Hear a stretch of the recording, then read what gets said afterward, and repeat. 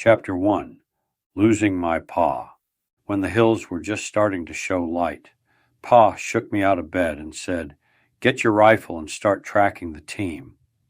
Winter in the Ruby Mountains had been on and off for most of the past few months. There still was some snow in the shady spots, but it never stayed too long. The cold weather had been keeping us from panning for gold in the stream over the past couple of months now. A little dry grass remained along the stream's bank, although the horses had cleaned off most of it close to the cabin. I had to picket the horses upstream a short walk during the day and bring them into the corrals at night. In the last few weeks, we did have a little rain and some warmer weather, so the new grass was just coming on now. That morning, Pa told me, "Ronnie, Bill got the top rail down again, and Sally went with him. You may have a long walk to find them." Getting into my pants, boots, and pulling a shirt over my head and tucking it into my pants, I grabbed my jacket off the peg on the wall by the door.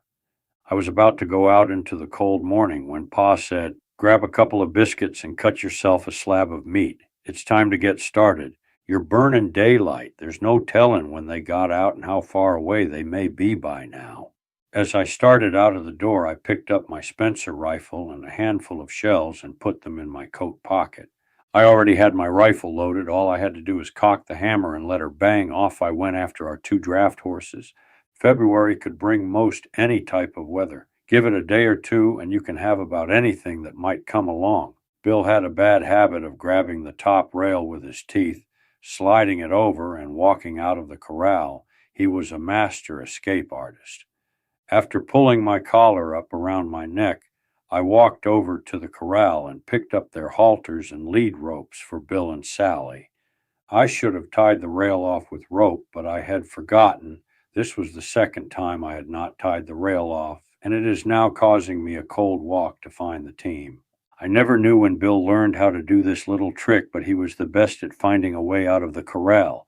We had not used Bill and Sally for a few days, so I found their tracks right off, heading toward the hills to the northeast. There was not much of a chance of missing their tracks, since they both had big feet, and each weighed just under 2,000 pounds. Pa had just put new front shoes on Bill, so that would be a great help in tracking them. He would leave a clean track, making it easy for me to follow.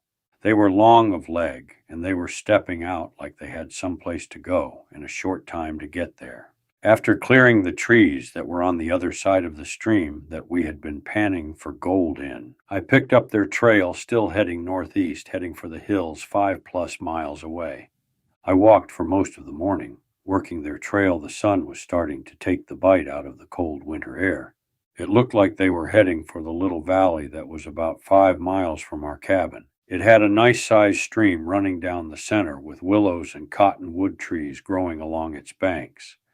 The hills on each side of the valley had pine trees growing up to the top of the hill. This is a really nice spot. I might want to have a cabin in this valley sometime. I was thinking to myself about the first time I had seen the valley. That was only a couple of months ago. Pa and I spent a couple of days here pulling 6 logs out for firewood from the lower end of the valley closer to our cabin. Thinking that the horses liked the grass along the stream and would head there, I decided to take a shortcut up the valley some and see if they had made it up that far. I came to a game trail that angled up the side of the hill among the pines. The trail looked like it was heading for a saddle between 2 low hills.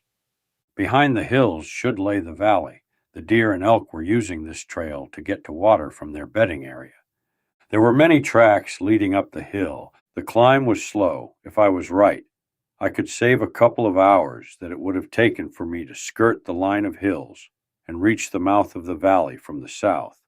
I knew I was taking a chance on finding them midway up the valley. If I was wrong, I would have to go back and pick up their tracks at the lower end and start over. When I got to the top of the saddle, I was breathing a bit hard. I had pushed myself hard to get to the top.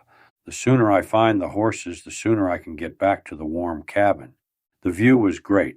I could see down into the little valley with its stream running between the trees and willows.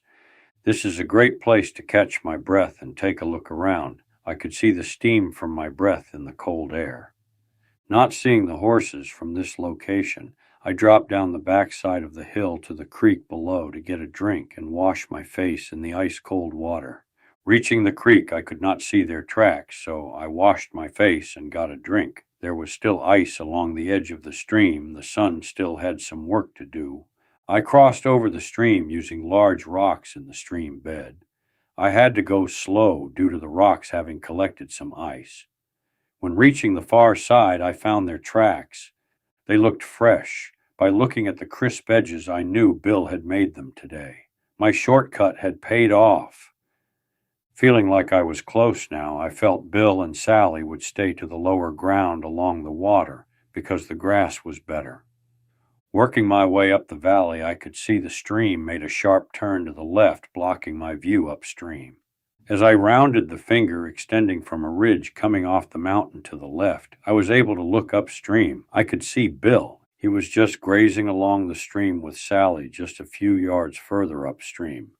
Bill let me walk right up to him. After a good rub on his neck, he let me put the halter and lead rope on him. With Bill on the lead rope, I was able to get Sally after a couple of tries, even though she wasn't ready to be caught. With the two horses ready to go, I decided to sit on a small tree that had blown down. It was getting on to lunchtime, and after the walk, I was ready to have a bite to eat before heading home with my two runaways. I picked up my Spencer. Using the rope sling I made, I now had it on my back, so I could now use both hands to climb up on Bill's back. Lunch over and a drink from the stream, I started leading Bill and Sally back down along the stream, looking for a high spot or large rock so I could get mounted on Bill. Bill was a big brown gelding, way too tall for me to mount without having something to stand on. I was going on 14 years old, but a touch small for my age. I found a rock along the trickle of water coming down from the hills that emptied into the larger stream. I got Bill into the water below the rock so I could get aboard, still holding on to Sally's lead rope. That is when I happened to look down, and something caught my eye.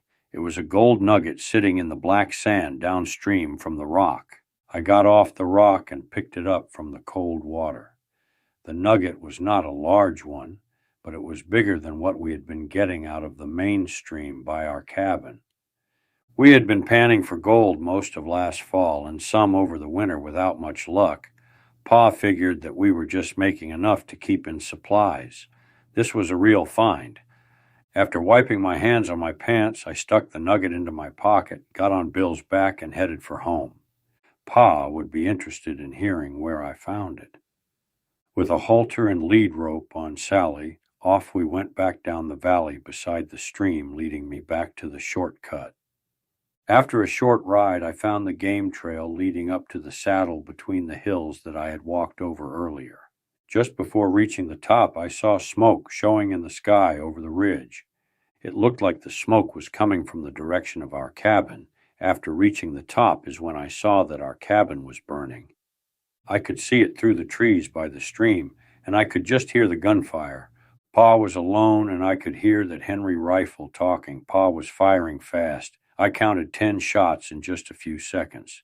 Pa bought his new repeating rifle from the Henry Rifle Factory before we headed west. Mr. Benjamin Tyler Henry sold it to him in person. Mr. Henry knew that Pa was going west, and he told Pa that this rifle was one of the first test rifle that he had just invented. Enough, it would come in handy on our trip west. It held 15 bullets with one in the chamber, and right now I could hear that he was using them fast. I made the best time I could on Bill. He was better at pulling the wagon than making speed along a trail. And then I heard the loudest sound you will ever hear in your life. Total silence. Pa's Henry was not talking anymore, and I was still better than 2 miles from the cabin. Riding as fast as Bill would move and leading Sally, I was heading for the trees that were between me and our cabin along the stream. Working my way to the edge of the trees, I stopped. I had my 6-shot Spencer rifle ready, if needed. To reach the cabin, it would be a long shot. I was still about 200 yards out. A long rifle shot to the house. From here, I could see the cabin was just about burned to the ground, and only one small part of the barn was still on fire. Pa was lying on the ground just outside of the cabin door. At this point, there wasn't much I could do, so I waited, checking to see if the Indians had a mind to come back. Pa had told me many times that you need to wait to see if the Indians would return after a bit. They would come back to check if anyone else was around. They did that most of the time after a raid. As I waited, I was thinking about how happy Ma was when we got that roof on the cabin so she could be able to cook inside. She was so happy then, and now it was about all gone. After waiting a while, I eased through the trees, then stopped to check for Indians, seeing the way clear. I crossed the stream to see if I could do anything for Pa. He was dead, hit with 2 arrows in his chest and 1 bullet hole. I broke off the 2 arrows and moved Pa back under the tree beside Ma's grave. Then I checked to see what was left. In the house, I could see some cooking pans and tin plates, but most was all burned. The cook stove may be able to be cleaned. Taking note of the damage, I went to see about the barn. I saw that the wagon along with the hay that had been stacked inside of the barn was still burning. It would just have to burn itself out. There was nothing I could do to save any of it. The Henry rifle and Pa's Navy Colt pistol were gone also. I checked the tracks, and it looked like the Indian who picked up Pa's Henry was riding a horse that towed in a bit on its right front hoof. It also looked like Pa had killed 5 Indians. He must have been caught in the open, unable to make it to safety inside the cabin. I could see that he made his final stand in the front yard. I remembered how many times I heard his rifle shoot that day, but I found the 10 shell casings lying on the ground close to Pa. It looked like Pa killed the 5 Indians at close range because there were signs of 5 dead bodies only yards from him in front of the cabin. There were no signs of movement after they hit the ground, just some blood. All that was left from the fight was 5 separate pools of blood on the ground. The Indians had taken their dead and wounded away. Looking around, I did find 3 more drag marks and a lot more blood a little further out from the cabin. From what I could tell, that bunch paid a high price for the raid, but I was the one who paid the higher price, my Pa. It looked like they must have respected his courage and ability to fight because he was not cut up or scalped. At least this was a little bit for me to hold on to. I spent the rest of the day digging Pa's grave next to Ma's so they could be together again at last. I remember how they used to sit outside and whisper to each other for hours. Maybe they can still talk. Ma had passed some time ago, and Pa was all I had to call family. I sat there beside their graves thinking back to when we headed west. It seemed like a long time ago, but in reality it was not that long. With my Ma and Pa gone, I wondered what I was going to do now. Alone in the back country, I was a few days' ride from any other people. With the sorrow of the passing of my father and mother, I had to get back to dealing with what I had left after the raid by the Indians. I gathered up everything I could use in the future. The wagon was gone, but I still had 2 strong horses. The harnesses had not been damaged. They were hanging on the wall inside of the tool shed behind the corner of the barn that had not been burned. Many of Pa's tools were still able to be used to help me move forward. The big asset was the cold room the Indians had not even looked inside. Part of the last deer I had killed was still hanging, and Pa had just moved the shells for my Spencer and his Henry, and they were sitting over the door on a shelf. I needed a place to sleep, so I went to work making the cold room deeper so I could make a bed along the back wall. I may need to move the stove into the cold room for heat when winter starts. This is Ron Bell. You've reached the end of the first chapter. I hope it's got some excitement started in your blood if you like westerns. A lot of action is coming up.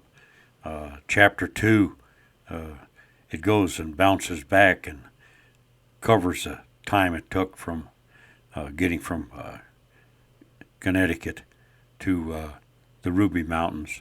It's got some action, it's got some history, it's got a little bit of everything into it. And I really hope you enjoyed this, and if you are, keep track. Chapter 2 should be showing up here pretty quick. And by the way, if you like this, I got 29 chapters in this book, so it could keep you busy for quite a while. Thank you.